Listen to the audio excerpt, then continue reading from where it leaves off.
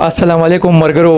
دلته نن موږ د خوړ ته راغلي یو ضروري کار پسې، خو چې د خوړ ته راځي نو د دې مشهور سوغات چې په غونډ په خیر پښتونخوا کې مشهور دی، نو امرسي به د دې نه وړي او خوري به انجای به تیالي. د خوړ بازار یو مشهور دکاندار دی، زوړ دکاندار باچا صاحب موږ سره دی چې په دې غونډ خوړ کې مشهور دی، په ضلع مردان کې مشهور دی، په خیر پښتونخوا کې مشهور دی او ډېر ښایسته امرسي تیاروي. نو هغه سبا خبرې ترې کوو چې ستاسو د امرسو دا کار د څونه وخت نه دی او دا ولې دونه مشهور دی؟ سرجی دا تقریبا چې د هندوانو د وخت نه تقریبا چې 150 سال وشو چې دا د هندوانو د کارونه شروع کړي د امرسو ده، او دا به هغوی په هغه وخت کې کولې په سوچو غوړو کې او په ګوړه کې. د هغې نه پس چې کوم دی نو هغوی خو ختم شو، نو بیا هغه سټیج چې کوم دی نو همدغه شانته را روانو او ماشاءالله چې موږ په ښه بد پوه شوي څنګه مشرانو هم دا کاروبار کوو او دا شی موږ ته راشفټ شوی موږ ته پاتې شوی، نو موږ هم په هغه طریقه باندې انشاءالله کوو او هغه کوالټي او هغه د هغه چې کوم دی نو موږ خلکو ته پرووایډ کوو او دا تقریبا چې ټولې دنیا ته سپلای کېږي، کاناډا ته، امریکې ته، فرانس ته. دا زنګ د فرانس ته لاړی، اوس په سبا له به وړي هغه کاناډا ته به وړي، دغه شان چې روزانه یورپي ملکونو ته دا ځي او د ګفټ په شکل باندې چې دا خلک هلته ډېر زیات خوښوي.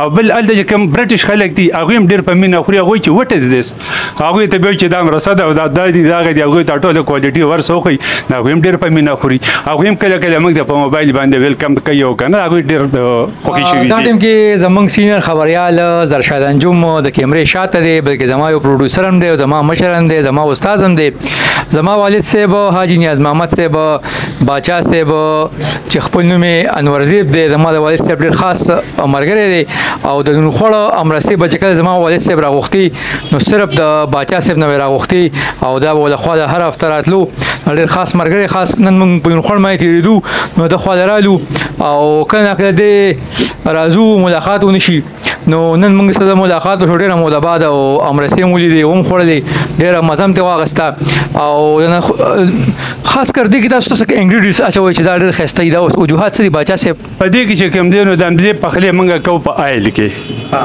د دې نه علاوه چې کوم دی نو موږ کچه روجي صفا کوو، هغه ووینځو، هغه بیا وتره شي، هغه بیا په ماشین باندې وړو کړو او هغه بیا په چینی کې یا په ګوړه کې د هغې خمبیر جوړ کړو.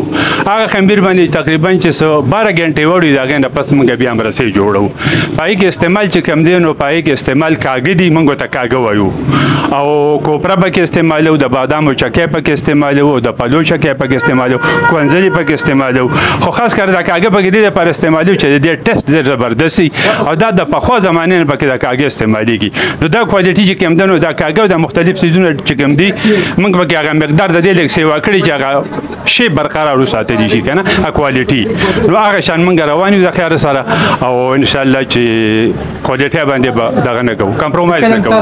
چې کله تاسو مردان ته راځئ یا د مردان په ملکنډي روډ روان یې نو خوړ ته خامخا راستانېږئ او دلته باچا صاحب ستاسو دکان په څه نوم باندې ځي؟ حاجي باچا سویټس. حاجي باچا سویټس دکان ته خامخا راځئ او د دې نمبر هم تاسو ته درکوو، ګینې تاسو ورته آنلاین یا آرډر هم ورکولی چې خپل نمبر ورته ووایئ جي.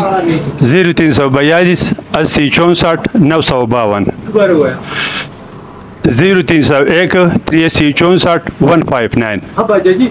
تا خو فارموله ټول خلکو ته خوله جی جی تا ټول فارموله بیان کړه، د فارموله به دا په خلکو باندې خورو که نه چې دا هغوی دوی ته پته ولګي چې په دې کې څه استعمالېږي. دا تقریبا چې یوه نیمه میاشت د 2 میاشتو پورې دا نه خرابېږي. زبردست.